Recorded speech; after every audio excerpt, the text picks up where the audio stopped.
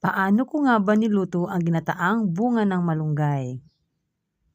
Meron tayong mga sibuyas, luya, kalabasa at bawang. Meron din tayong isasahog mamaya na siomai. At syempre, ang bida ng ating lutuin today, ang ating bunga ng malunggay. Magpapainit na tayo ng kawali at nung mainit na is naglagay tayo ng konting mantika. Painitin lang natin yung ating mantika bago natin ilalagay yung ating mga unang ingredients. So yan, nang mainit na is naglagay na tayo ng bawang. Hintayin mo natin na mag golden brown yung ating bawang bago natin idadagdag yung iba pang ingredients. So halo-haluin natin para yung maiwasan yung masunog ang ating bawang. After that, ilalagay natin ang ating onion or sibuyas.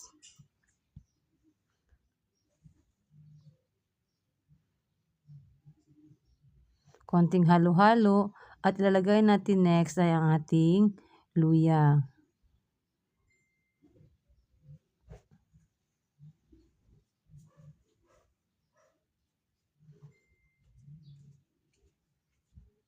Kapag luto ng ating mga ginisang ingredients, ay maglalagay na tayo ng ating kalabasa.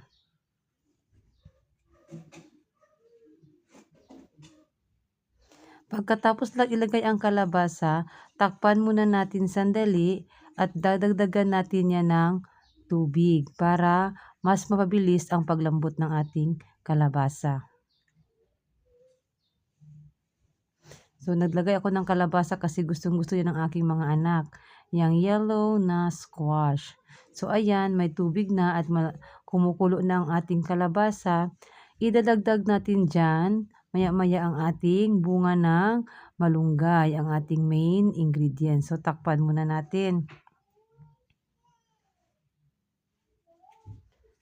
Ayan, marami na o malakas na ang pagkulo ng ating gulay.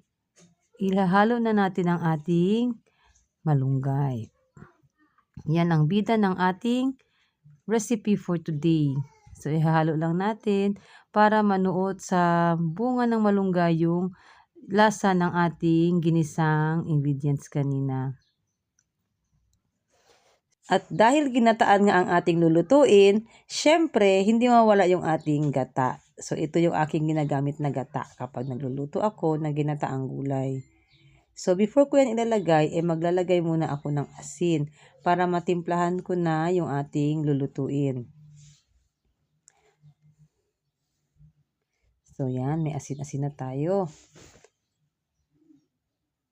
Ibubuhos ko na ngayon ang aking gata. So, yan, ang ating magsisilbing sabaw ng ating ginataang bunga ng malunggay. Pagkatapos natin ilagay yung ating gata, hahaluin muna natin yung ating mga gulay para lahat ng mga ingredients natin, lalo na yung bunga ng malunggay, malagyan ng gata.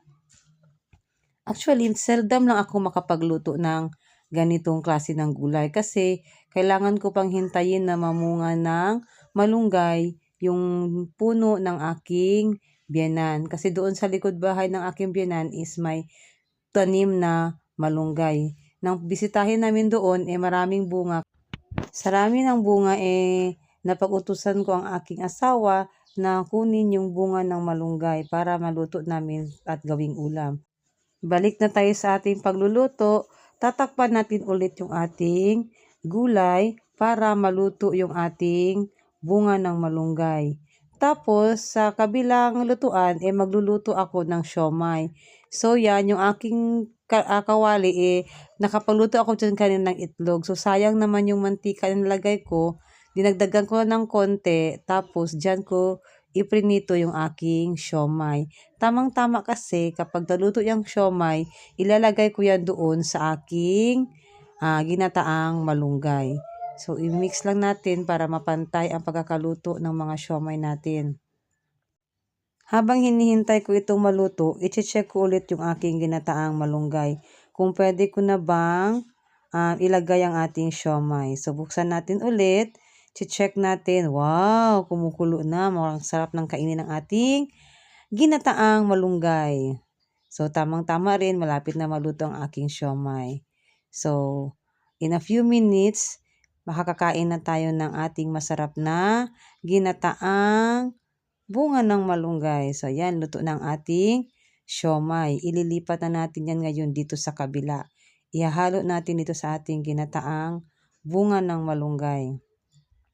Taran! Yan na. Ihahalo na natin ang ating siomai. Actually, it's a chicken siomai kasi hindi kami kumakain dito ng pork. Okay, parang 1 minute na lang, maluluto na yung ating ulam. Kasi yan na lang man, ilalagay ko na lang yung siomai, then konting kulo, and ready to serve na ang ating ulam for today. For sure, gaganahan naman ang ating mga chikiting na kumain ng ating lutong gulay kasi bago ito sa kanila. First time ata ang mga anak ko kumain ng ginataang bunga ng malunggay. And yan, perfect. Meron na tayong ginataang bunga ng malunggay. So, ulam namin ito for breakfast hanggang lunch. Diba? Tipid na rin. Hindi na magluluto for tanghalian. Thank you for watching. Sana ay nagustuhan niyo ang aking simpleng video ng pagluluto ng ginataang bunga ng malunggay. And pwede nyo rin pong sundin kung gusto niyo magluto ng sarili nyong version ng ginataang malunggay. Thank you for watching. Till next time.